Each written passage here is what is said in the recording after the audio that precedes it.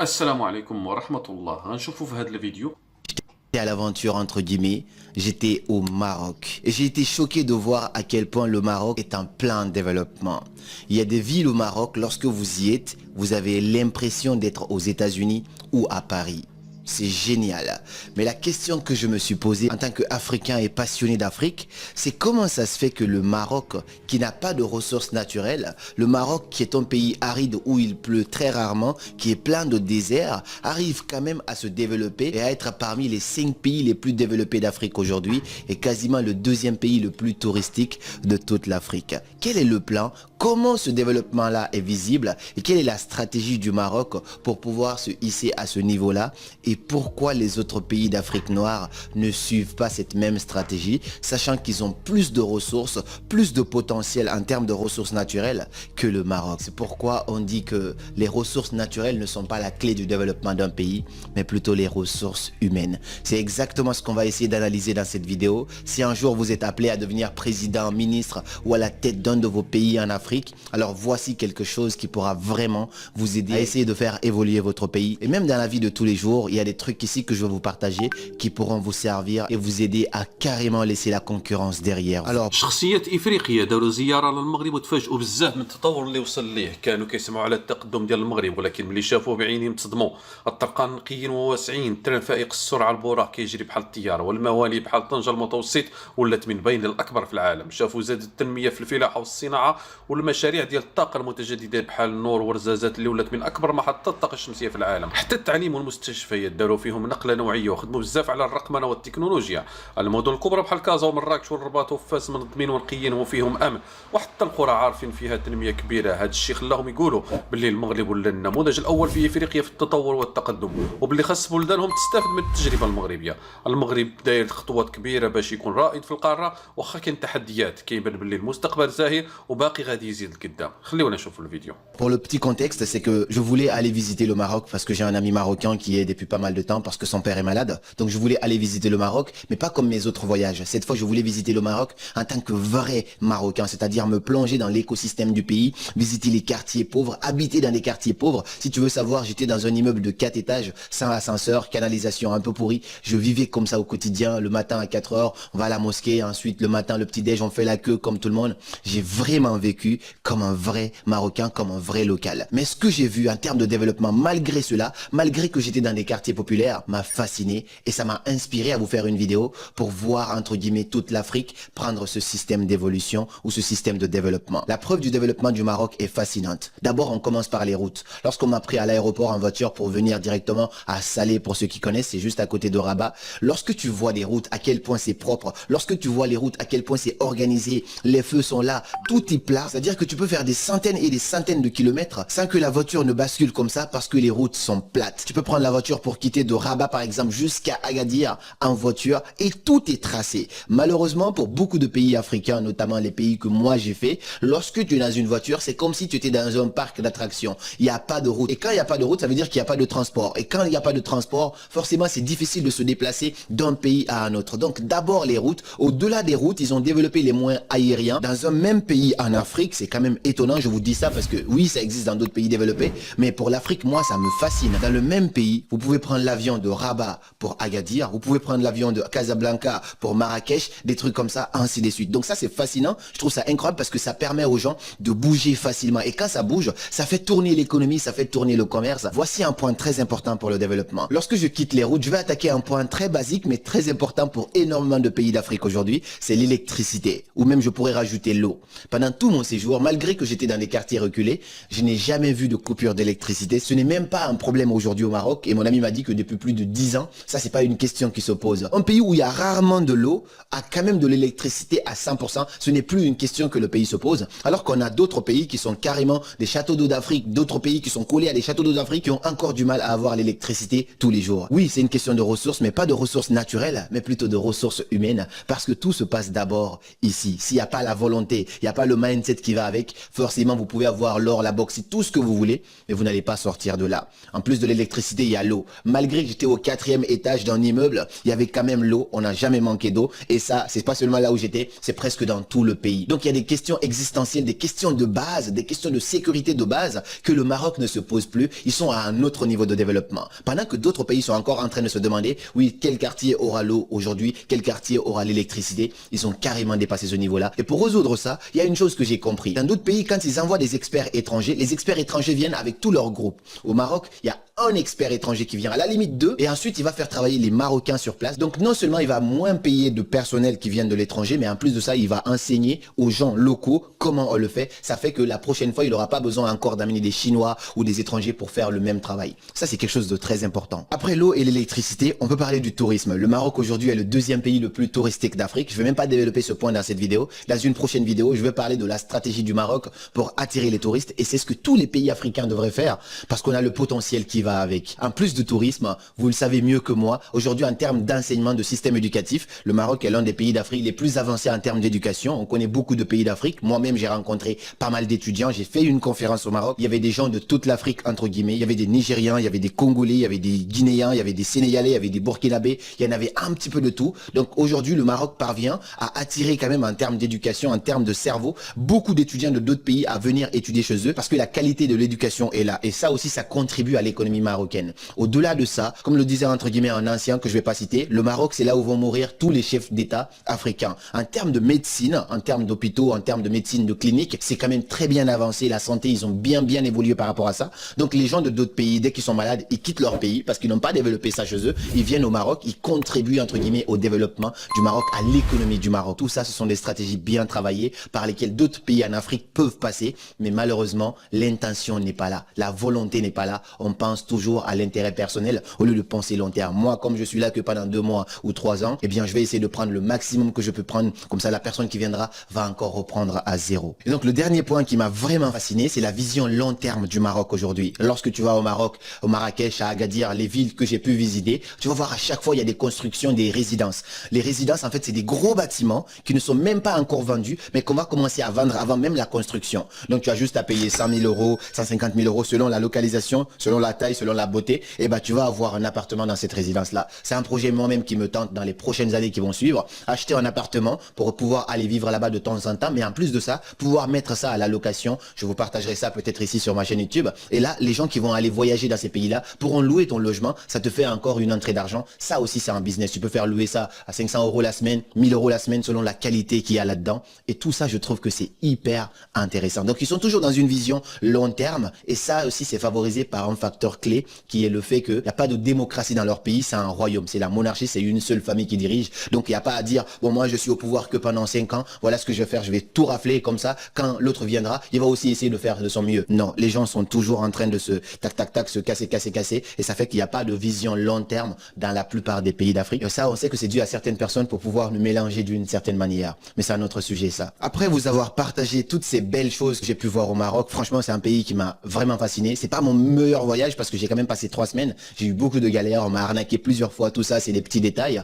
Mais quand j'ai pris le temps d'analyser pourquoi le Maroc a autant de belles routes, pourquoi le Maroc n'a plus de problème d'électricité, pourquoi le Maroc n'a plus de problème d'eau et pourquoi le Maroc est même devenu le concurrent numéro 1 de la France en Afrique, parce qu'aujourd'hui, le Maroc tire des partenariats sud-sud avec la plupart des pays que je connais. Le Sénégal, la Côte d'Ivoire, la Guinée, le Burkina Faso, ils essayent de s'installer là, mais en faisant des partenariats sud-sud, des collaborations gagnant-gagnant, contrairement à des collaborations où l'autre prend tout ça et l'autre prend juste ça. Ils essayent un petit peu de concurrencer les grandes puissances européennes et américaines sur cette stratégie-là, en proposant des partenariats gagnant-gagnant à ces pays-là. Et eux, ça leur permet encore de grossir leur économie et de s'implanter dans la plupart des pays en Afrique. Et donc, quelles sont les causes, pour moi, selon moi, quand j'ai pris le temps d'analyser et quand j'ai pris le temps de parler avec beaucoup de locaux, quelles sont les causes du développement du Maroc et pourquoi d'autres pays africains ne s'inspirent pas de la même chose? La première cause du développement du Maroc, c'est la stabilité politique. La stabilité politique, c'est hyper important. Si moi, je sais, en tant qu'investisseur, en tant qu'apporteur de fonds, je sais que dans ce pays, aujourd'hui, ce président, il est là. Mais à tout moment, lui, il peut quitter, quelqu'un d'autre peut venir à sa place. Forcément, cela ne me rassure pas. En tant qu'Africain aujourd'hui, si tu me demandes d'investir dans certains pays en Afrique, forcément, je vais sélectionner ça par rapport à la stabilité politique du pays. Un pays où il y a tout le temps des mouvements, des coups d'État. Forcément, lorsque je mets mon argent là-bas, c'est risqué pour moi parce qu'à tout moment, le président qui est là peut quitter, l'autre vient avec toute sa stratégie et il peut dire non, ça c'est toi qui as acheté, mais c'est pas pour toi, c'est pour nous l'État. Tout ça c'est possible. Donc ça, ça effraie un peu les investisseurs. Voir que le Maroc, c'est un royaume. On a le roi Hassan II qui quitte, qui donne le pouvoir à son fils Mohamed VI. Ensuite, Mohamed VI qui va partir, qui va donner un roi Hassan III, Mohamed VII, ainsi de suite. C'est une famille. Donc, il y a des questions que eux, ils ne se posent plus. Le roi, il est respecté dans tout le pays. Partout où tu pars, entre guillemets, il y a sa photo qui est affichée. Il n'y a pas un seul commerce où tu ne vois pas sa tête. Ça m'a fasciné d'ailleurs. Je demandais, mais pourquoi? Parce que les gens ont peur du roi. Les gens respectent le roi. Les gens ont validé le roi. Il n'y a plus de questions à se poser. Ouais, opposant, machin, manifestation. Non. Il y a la stabilité politique. Et quand il y a ça, il y a une continuité des actions qui vont se poser. Quelqu'un va commencer ce projet-là, mais il va pas quitter au bout de 2 ans et ensuite quelqu'un d'autre va venir, va tout casser pour reprendre. Non. Il y a une continuité des projets et ça permet à un pays de pouvoir réellement se développer. Deuxième cause du développement du Maroc, ce que j'ai pu constater, c'est la formation de la main-d'œuvre locale. Je vous en ai parlé tout à l'heure. Dans certains pays, quand on amène un Chinois, le Chinois vient avec toute sa bande. Donc, tu vas voir un quartier où il y a plus de 1000 Chinois, quelque chose comme ça. Alors qu'au Maroc, ce que j'ai compris, ce qu'on m'a expliqué, ce que j'ai remarqué aussi, on peut amener un expert des États-Unis, un expert de la France, un expert de la Chine. Mais lorsqu'il vient, il vient entre guillemets seul ou avec 2 ou 3 personnes, pas plus. Mais il va former les gens sur place, les Marocains sur place, qui vont eux aussi comprendre comment on fait. Donc, cela est très avantageux parce que quand tu amènes un Chinois et toute sa bande, tu vas les payer individuellement, tu vas les nourrir, tu vas les loger, donc tu vas enrichir cette personne-là et tout son pays. Par contre, si tu prends juste 1 ou 2 personnes qui a l'expertise, qui va venir travailler avec les gens locaux, non seulement toi, tu vas économiser de l'argent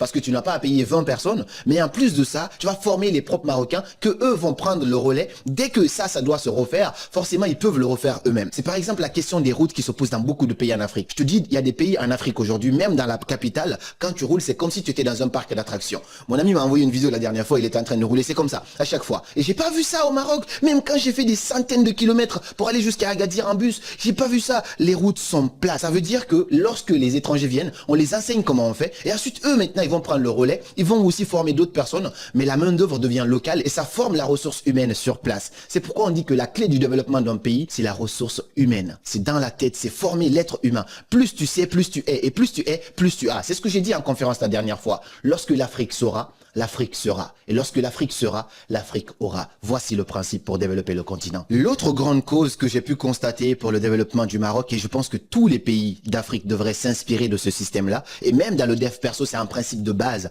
N'importe qui veut transformer sa vie, n'importe qui veut réussir sa vie, doit appliquer ce principe. C'est un principe qui a été partagé par mon mentor Tony Robbins, que j'aurai la chance de rencontrer dans quelques jours en Allemagne. Ça va être un moment historique de ma vie, moi aussi. De la même manière que vous rêvez de rencontrer Karamo, c'est de cette même manière que moi aussi je rêve de rencontrer mon mentor, celui qui m'a inspiré à faire ce travail pendant des années encore et encore. Je veux le voir et je pense que je mettrai l'argent qu'il faut pour aller le voir en conférence au moins une fois. Et donc ce principe c'est quoi? C'est la modélisation. Tout ce qui a pu être fait ailleurs, alors peut être reproduit aussi ailleurs. Le principe est simple. Pour les humains, si quelqu'un a pu réaliser X choses, alors il suffit juste de prendre son temps, de s'inspirer de cette personne, d'analyser comment cette personne-là a fait pour pouvoir nous aussi reproduire la même chose. Et la modélisation pour un pays c'est pareil. Si un ministre me regarde aujourd'hui ou un président regarde cette vidéo, appliquez la modélisation dans votre pays. Vous n'avez pas de route, il n'y a pas de problème. Qui est le voisin ou qui a les bonnes routes? Allez-y voir cette personne. Qu'est-ce que vous avez fait pour avoir des bonnes routes? Comment vous avez fait? Analysez tout ça et appliquez la même chose chez vous. Ok, vous n'avez pas d'école, des grandes instituts, ainsi de suite, il n'y a pas de problème. Alors allez-y vous inspirer des meilleures écoles. Comment ils ont fait? Mettez ça aussi en place chez vous. Vous n'avez pas des hôpitaux? Pareil, la modélisation. Pour quiconque a la bonne volonté de développer un pays, passez par la modélisation. C'est ce que le Maroc fait aujourd'hui. Il y a des trams, il y a des TGV, des trains à grande vitesse. Tout ça dans un pays qui était au même niveau que la plupart des autres pays africains noirs. Aujourd'hui, qui se hisse au classement de numéro 5. 5e pays le plus développé d'Afrique. Et je pense qu'à ce rythme-là, il sera le premier pays le plus développé d'Afrique si ça continue comme ça. Donc la modélisation, c'est ce que le Maroc utilise. Mais je me demande pourquoi d'autres pays en Afrique n'appliquent pas la même chose. Est-ce que c'est parce qu'ils savent pas de quoi il s'agit? Ou est-ce que c'est la volonté qui manque? Est-ce que c'est l'argent qui manque? Qu'est-ce qui les empêche de s'inspirer de ce qui a déjà marché ailleurs? Comment les autres ont fait? Et le dernier facteur clé de cette évolution, de ce développement du Maroc, c'est la vision long terme dont je vous ai parlé.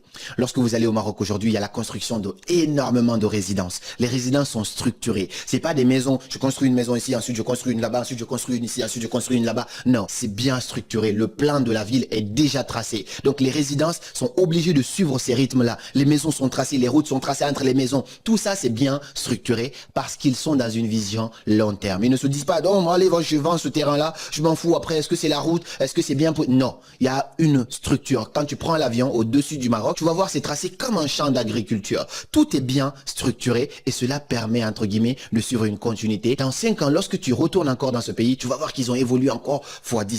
C'est ce que je te dis pour finir cette vidéo. J'ai mon ami marocain qui me disait, à chaque fois qu'il quitte son pays, lorsqu'il met beaucoup de temps sans revenir, il trouve que beaucoup de choses ont changé. Moi aussi, je lui dis, à chaque fois que je quitte mon pays, lorsque je mets du temps à revenir, quand je viens, je trouve que beaucoup de choses ont changé. Mais à la différence, lui, les choses ont changé positivement, il reconnaît plus, tellement ça a évolué. Et nous, les choses ont changé négativement. Tellement les choses ne font que régresser. Portez l'amour de l'Afrique en vous, portez l'amour de votre pays en vous, portez l'amour du continent en vous. C'est seulement comme ça qu'on se fera respecter à l'international. Dans une prochaine vidéo, je vous parlerai, entre guillemets, du plan du Maroc pour devenir le 2e pays le plus touristique d'Afrique et comment toi aussi tu pourras faire pour attirer autant de monde dans ton pays. Je suis très curieux de savoir, est-ce que tu as déjà visité le Maroc? Qu'est-ce qui t'a fasciné le plus au Maroc? Si c'est pas encore fait, alors va visiter parce que quand on voyage, la première chose qu'on découvre au-delà du Maroc, des routes, ainsi de suite, c'est soi-même. Chaque voyage me permet d'évoluer, d'augmenter ma sagesse, ma maturité et d'avoir surtout de la gratitude parce que tu vois des choses à l'extérieur. Et si tu avais tendance à te plaindre, tu vas forcément beaucoup moins te plaindre. كما شفنا شخصيات افريقيه داروا زياره ميدانيه للمغرب وكانوا كيسمعوا على التطور اللي وصل ليه المغرب، ولكن ملي شافوه بعينهم تصدموا بزاف، ما كانوش متوقعين هذا المستوى ديال التقدم في كل المجالات، وقالوا باللي المغرب ولا النموذج الاول في افريقيا. اول حاجه عجبتهم هي البنيه التحتيه، طرقان كبار ونقيين والقناطر والانفاق اللي كيربطوا المدن بطرق عصريه. زادوا من دهاشهم ملي شافوا البراق، اول قطار فائق السرعه في افريقيا اللي كيربط طنجه وكازا بسرعه خياليه. الموانئ حتى هما داروا فيها شغل كبير، خصوصا طنجه المتوسط اللي ولا من بين الاكبر في العالم. مجال الطاقات المتجدده نور ورزازات خطف لهم العين، بحيث المغرب راه من الرواد في انتاج الطاقه الشمسيه والرياحيه. حتى الفلاحه والصناعه داروا قفزه كبيره، والمغرب ولا كينتج ويصدر منتجات بجوده عالميه. التعليم والصحه تحسنوا بزاف، الجامعات تطورت والمدارس ولاو كيعتمدوا على التكنولوجيا الحديثه، والمستشفيات فيها خدمات مزيانه وكاين مستشفيات جامعيه بمواصفات عالميه. الرقمنه حتى هي حاضره في الاداره والمجالات الاقتصاديه باش تسهل الحياه على المواطنين والمستثمرين.